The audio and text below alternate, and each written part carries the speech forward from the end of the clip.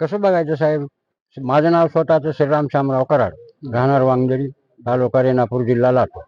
आता भरत कराडनी जी आत्महत्या केलेली आहे त्यांच्या फॅमिलीचं तुम्हाला सगळं बॅकग्राऊंड एक तर थोडक्यामध्ये सांगा, आणि भरत कराडने जे टोकाचं पाऊल उचललं तसं इतरांनी उचलू नये म्हणून काय आव्हान करा?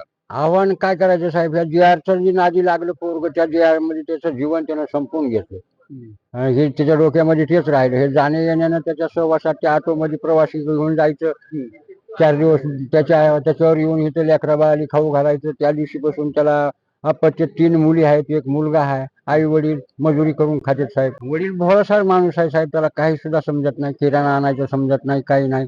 10 रुपयाची त्याला नोट कळत नाही त्या माणसाला. काही नाही, त्याच्या लेकरा बाळाली सहकार्य करावं, शासनानं मदत द्यावी, एवढीच ग्रामस्थांची ह्याची विनंती आहे गावकऱ्याची. दुसरं काय करायचं? इतर तरुणांना काय आव्हान करा? काय करायचंय आता?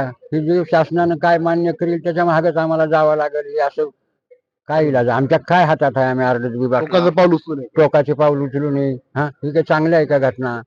काही ग्रामस्थ आहेत. सांगा काका, तुमचं काय म्हणणं आहे एकूण या प्रकरणावर? आता या आमच्या भरत महादेव कराड यांनी जे आत्महत्या केली ओबीसीच्या कारणावरून, तर माझं तरुणांना आव्हान असेल, मोर्चा, आंदोलन हे करून कायदेशीर किंवा ओबीसी लढा आपला मोठा उभा करून आपण आपलं आरक्षण टिकवू. आणि बाबासाहेब आंबेडकरांनी संविधानात जे लिखित आहे ते आपण पूर्ण करून घेऊ. तरुणांनी अशी टोकाचे पावलं उचलू नयेत किंवा आत्महत्येसारखे प्रकार करू नयेत. तरुणांनी लढण्याची तयारी ठेवावी, लढून आपलं आरक्षण पूर्ण करून घेऊ, अशी माझी विनंती.